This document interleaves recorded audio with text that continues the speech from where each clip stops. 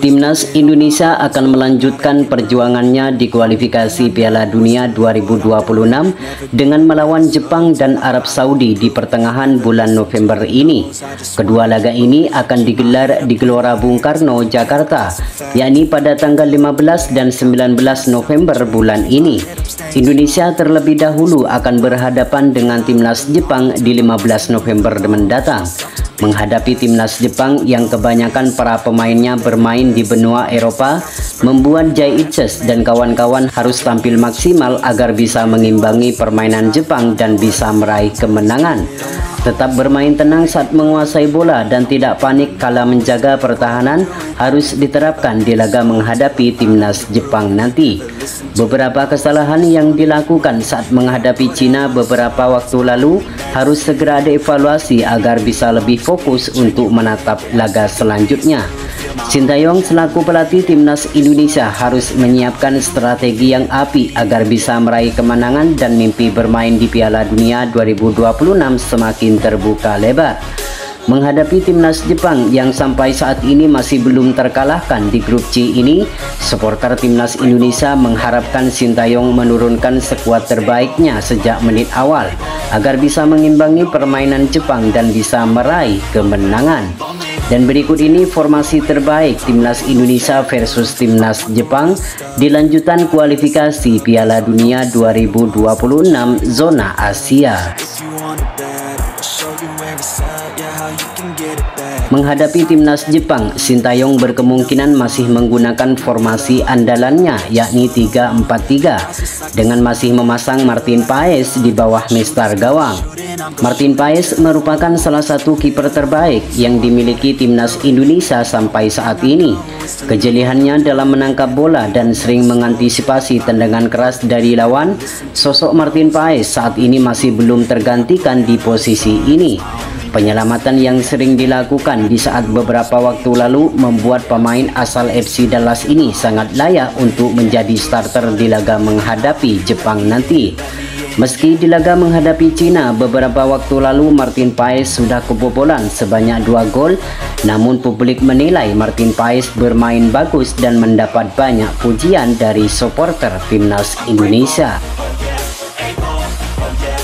Kemudian di sektor barisan pertahanan, Sintayong berkemungkinan bakal memasang 3 bek andalan, yakni Mishilger, Jay Itzes, dan Justin Hubner. Jay Itzes merupakan benteng terakhir Timnas Indonesia yang penampilannya sangat ciamik dalam menjaga pertahanan. Ketenangannya dalam menjaga pertahanan membuat Jay Itzes sangat sulit dilewati oleh lawan. Tidak cuma itu saja, Jay Itzes juga sering memenangkan duel-duel bawah maupun duel di udara. Selain itu, Jay Itzes juga layak menjadi kapten mengingat jiwa kepemimpinannya di dalam menyemangati rekan-rekannya diperlihatkan di dalam lapangan. Meski di laga sebelumnya digantikan oleh Asnawi saat melawan Cina beberapa waktu lalu, namun publik menilai kalau Jay Itzes lebih layak menjadi kapten di laga menghadapi Jepang nanti.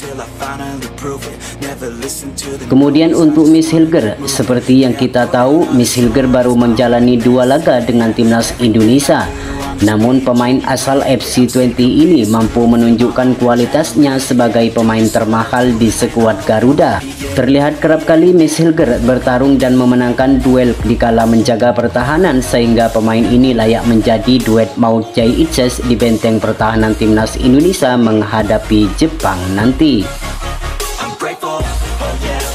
Selanjutnya untuk Justin Hubner kemungkinan akan menjadi pilihan utama menemani Jay Itzes dan Mishilger di laga menghadapi Samurai Biru nanti. Setelah absen di 2 laga sebelumnya karena mengalami cedera, Justin Hubner dipastikan akan kembali untuk memperkuat Timnas Indonesia saat menghadapi Samurai Biru nanti.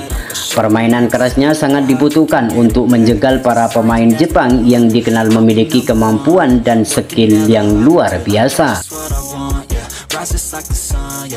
Lanjut ke sektor fullback kanan dan fullback kiri, di mana area ini bakal ditempati Sandy Walsh dan Calvin Verdong. Sandy Walsh yang di laga sebelumnya dicadangkan digantikan oleh Asnawi Mangku Alam, namun di laga menghadapi Jepang nanti pemain asal Kevin McAllen ini kemungkinan akan menjadi pilihan utama bagi pelatih Sintayong. Sandy Walsh dinilai sangat cocok untuk menempati area ini. Ketenangannya dalam menjaga pertahanan dan seringkali membantu penyerangan, nama Sandy Walsh sangat layak untuk menjadi pilihan utama di saat menghadapi Jepang nanti. Seiring dengan Sandy Walsh, Calvin Verdong dipastikan akan belum tergantikan di posisi fullback kiri. Pemain yang berusia 27 tahun ini selalu tampil ciamik dan konsisten dalam menjaga pertahanan. Tidak cuma solid dalam menjaga pertahanan, Calvin Verdong terlihat kerap kali membantu penyerangan dan sering menciptakan peluang-peluang yang berbahaya. Sehingga pemain asal NSC Nijmegen ini belum pernah tergantikan di setiap pertandingan timnas Indonesia. Selanjutnya di sektor gelandang tengah, pelatih timnas Indonesia Sintayong berkemungkinan bakal memasang Tom Haye dan Nathan Joaon. Tom Haye merupakan sosok yang sangat penting di sektor permainan timnas Indonesia. Pemain asal Almere City ini sangat layak menjadi pilihan utama untuk mengatur ritme permainan timnas Indonesia di saat menghadapi timnas Jepang nanti. Absennya Ivar Jenner karena akumulasi kartu kuning membuat Nathan Joaon akan menjadi pilihan utama untuk menemani Tom Haye di sektor lini tengah. Pemain ini akan kembali menjaga dan membantu pertahanan dan penyerangan timnas Indonesia. Nathan Joaon akan berjibaku dengan pemain Jepang untuk merebut bola dan menciptakan serangan balik sehingga mendapatkan peluang yang sangat berbahaya. Kemudian di lini sektor penyerangan, pelatih timnas Indonesia Sintayong berkemungkinan bakal memasang 3 nama untuk menggedor pertahanan timnas Jepang. 3 nama itu diantaranya Eliano Renders dari sisi kanan, Ragnar Oratmangun dari sisi sayap kiri, dan Rafael Strijk di sisi penyerangan tengah. Meski sempat dicorek namanya di saat menghadapi Cina karena alasan taktik oleh pelatih Sintayong, namun Eliano Renders berkemungkinan bakal menjadi starter di laga menghadapi Jepang nanti. Meski tidak terlalu memukau saat menjalani debutnya ketika melawan Bahrain beberapa waktu lalu karena fokus untuk menjaga pertahanan, namun posisi itu bukanlah posisi asli dari Eliano Renders. Eliano lebih cenderung menyerang ketimbang pemain bertahan. Maka dari itu Sintayong harus mencoba kembali nama Eliano Renders di saat menghadapi Jepang dengan posisi winger kanan. Sementara untuk Ragnar Oratmangun, perannya masih belum tergantikan di posisi winger kiri. Pemain ini selalu tampil ngeyel dan sering menciptakan peluang di pertahanan lawan. Sejauh ini Ragnar Oratmangun sudah menciptakan 2 gol bagi timnas Indonesia di putaran ketiga kualifikasi Piala Dunia 2026.